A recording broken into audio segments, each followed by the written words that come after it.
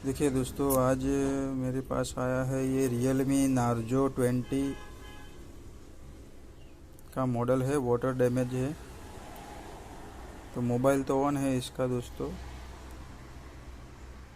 लेकिन इसमें display light नहीं आ रहा है, डिस्प्ले ग्राफिक नहीं आ रहा है। डिस्प्ले लाइट और ग्राफिक का प्रॉब्लम है इसमें। वाटर डैमेज होने से ख़राब हो चुका है।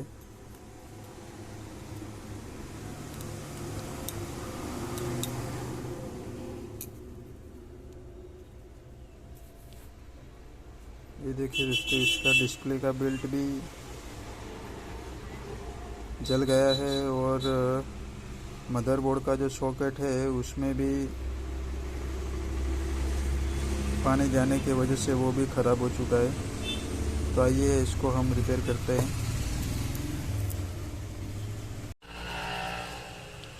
चलिए दोस्तों, पहले इसको क्लीन करते हैं।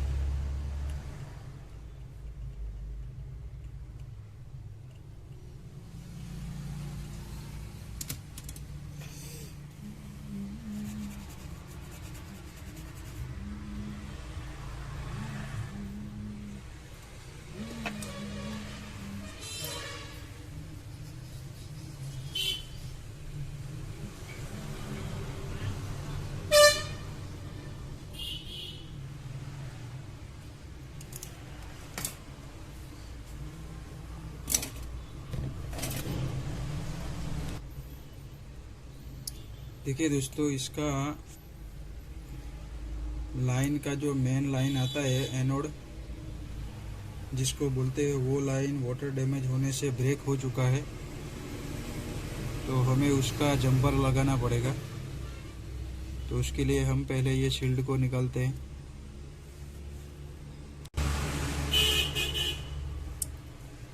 देखिए दोस्तों, हमने शील्ड निकाल दिया है।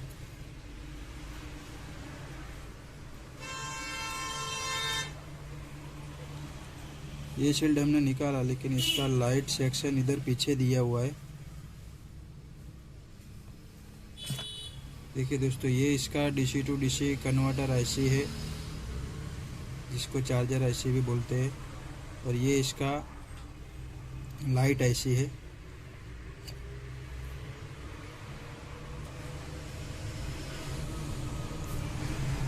ये उसका लाइट आईसी है दोस्तों, 6 पिन वाला। ठीक है, ये उसका बूस्ट कॉइल है, ये डायोड है। तो हमें क्या करना है दोस्तों, हमें इस कैपेसिटर से यहाँ से एक जंपर उठा के सीधा इसका डिस्प्ले कनेक्टर पर यहाँ पे लगाने का है। ये करेंगे तो हमारा प्रॉब्लम सॉल्व हो जाएगा। चलो एक बार हम करके देखते हैं।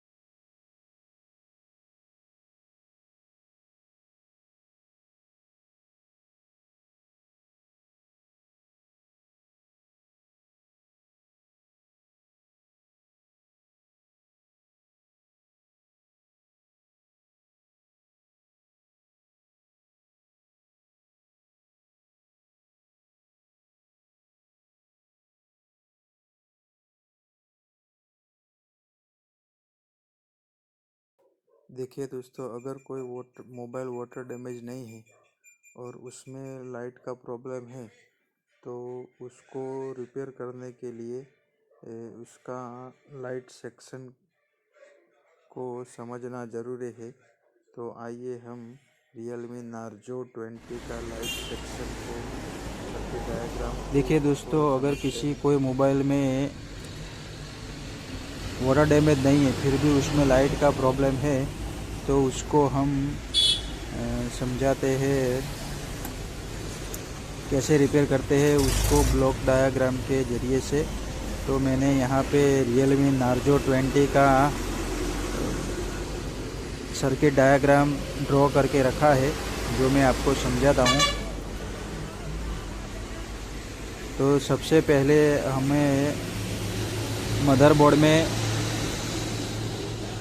में से जो मेन पावर आता है उसका VPH पावर वो 4.2 के समथिंग 4.1 के समथिंग आता है।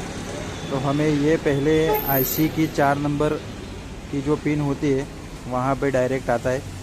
तो 4 नंबर की पिन पे हमें चेक करना पड़ेगा कि वो वहाँ पे 4.2 वोल्टेज आते हैं कि नहीं। अगर यहाँ पे 4.2 वोल्टेज नहीं आता है तो भी लाइट हमारा डिस्प्ले लाइट नहीं आएगा। अगर यहाँ पे नहीं आता है तो हम क्या करेंगे, VPH पावर का जो 4.2 वाला लाइन है वहाँ से जंपर लेके 4 नंबर की पिन पे जंपर दे देंगे तो हमारा ये प्रॉब्लम सॉल्व हो जाएगा। उसके बाद दोस्तों हमारा 4 नंबर IC की जो 4 नंबर पिन है उसमें से एक लाइन निकल के बूस्ट कॉइल में आती है। ये हमारा बूस्ट कॉइल है। बूस्ट कॉइल में भी हमें चेक करना है कि 4.2 वोल्टेज मिलता है कि नहीं। अगर बूस्ट कॉइल को वोल्टेज नहीं मिलेगा तो भी हमारा वोल्टेज बूस्ट नहीं होगा और डिस्प्ले का लाइट प्रॉब्लम आएगा, डिस्प्ले का लाइट नहीं आएगा। तो उसके लिए हमें बजर के मोड में मल्टीमीटर को डायोड मोड में करके यहाँ पे कंटिन्यूटी चेक करना है। अगर यहाँ पे कंटिन्यूटी देता है तो हमारा कॉइल ओके है, तो फिर हमें आगे के स्टेप में जाएंगे। अगर यहाँ पे ये कॉइल हमें कंटिन्यूटी शो नहीं करता है तो हमें ये कॉइल चेंज करना पड़ेगा। तो कॉइल चेंज करने के बाद हमारा प्रॉब्लम सॉल्व हो जाएगा। उसके बाद अगर ये भी कॉइल सही है फिर भी लाइट नहीं आ रही है तो उसके लिए हमें देखना पड़ेगा कि हमारा जो IC का 6 नंबर का पिन है वहाँ पे भी 4.2 वोल्ट आएंगे। तो यहाँ से एक बार ये लाइन कॉइल के दूसरे सिरे से निकल के 6 नंबर की पिन में आएगी, वो लाइन भी हमें चेक करनी है। उसके बाद दोस्तों हमारा ये 4.2 वाला लाइन एक डायोड में जाएगा। डायोड में आने के बाद वहाँ से निकल के यहाँ पे ये बूस्ट कॉइल लगा हुआ, बूस्ट कैपेसिटर लगा हुआ है, बूस्ट कैप वहाँ पे आएगा। तो यहाँ पे हमें मिलेगा दोस्तों वोल्टेज जो 22 वोल्ट के समथिंग बूस्ट वोल्टेज हमें मिलेंगे, जो यहाँ पे मैंने लिखा हुआ है 22 वोल्ट। दोस्तों हमारा ये डायोड हमें चेक करना है। अगर ये डायोड ख़राब है फिर भी हमारा बूस्ट वोल्टेज नहीं बनेगा।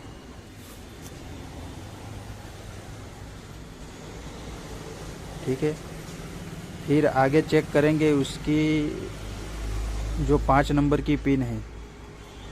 यहाँ तक तो हमने समझा दिया है। उसके बाद जो 5 नंबर का पिन है वो हमारा मेन पावर IC से उसको EN मिलता है, लाइट IC को, जो वहाँ एक रजिस्टर लगा के हमारी लाइट IC को दिया जाता है।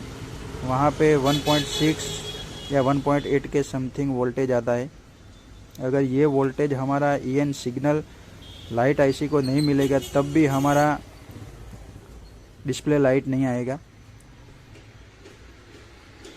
तो हमें ये 1.6 वाला वोल्टेज भी चेक करना है दोस्तों। फिर उसके बाद हमारा ये 1 नंबर और 3 नंबर ग्राउंड है और 2 नंबर नॉट कनेक्टेड NC है।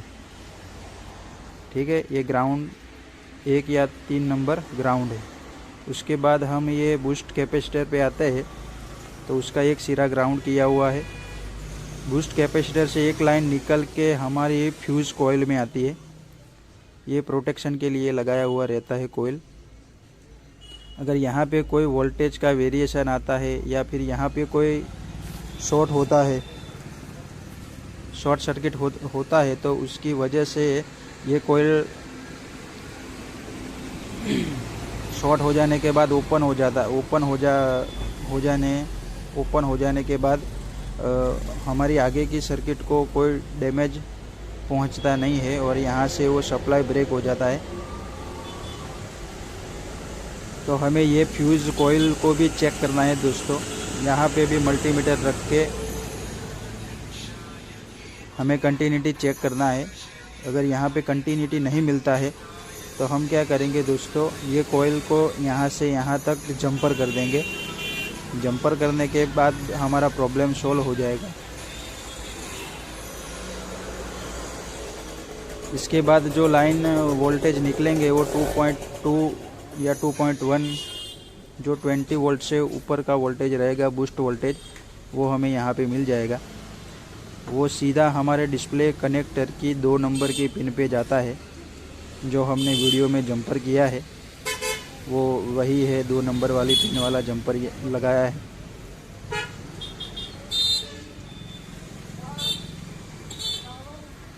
ठीक है दोस्तों, तो आप भी इसी तरह से मोबाइल की डिस्प्ले लाइट का प्रॉब्लम सॉल्व कर सकते हैं।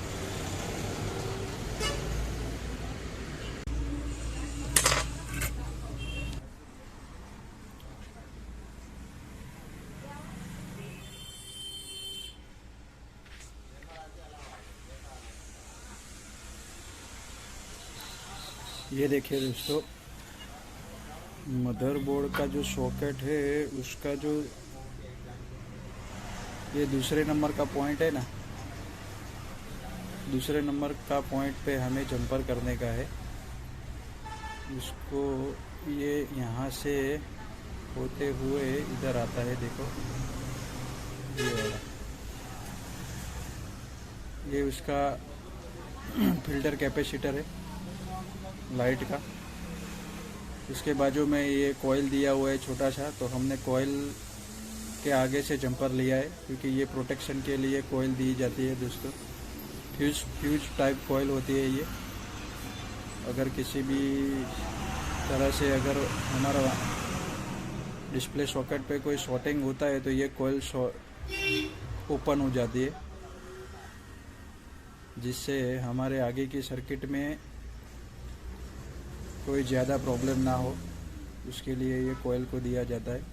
तो हमने ये कॉइल को कॉइल के आगे वाले पॉइंट से एक जंपर लिया है और उसको दिया है हमने डिस्प्ले सॉकेट के दूसरे नंबर के पॉइंट पे। ठीक है, तो चलिए अभी उसको हम चेक करते हैं कि हमारा प्रॉब्लम सॉल्व हुआ है कि नहीं। देखिए दोस्तों, अब हम पैनल में लगा दिया है। उसको हम ऑन करेंगे।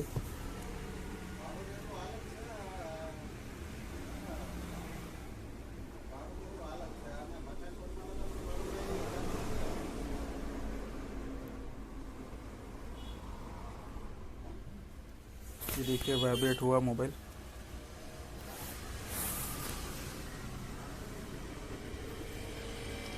ये देखिए दोस्तों, हमारा लाइट का प्रॉब्लम था वो सॉल्व हो चुका है। डिस्प्ले लाइट आ गई है। अभी इसमें ये डिस्प्ले ख़राब है इसका, तो डिस्प्ले फोल्डर भी हमें चेंज करना पड़ेगा। लेकिन जो लाइट का सॉल्यूशन था हमारा प्रॉब्लम, वो सॉल्व हो चुका है। तो आप भी इस तरह से अपने प्रॉब्लम का सॉल्यूशन कर सकते हैं मोबाइल में। थैंक यू दोस्तों, जय हिंद।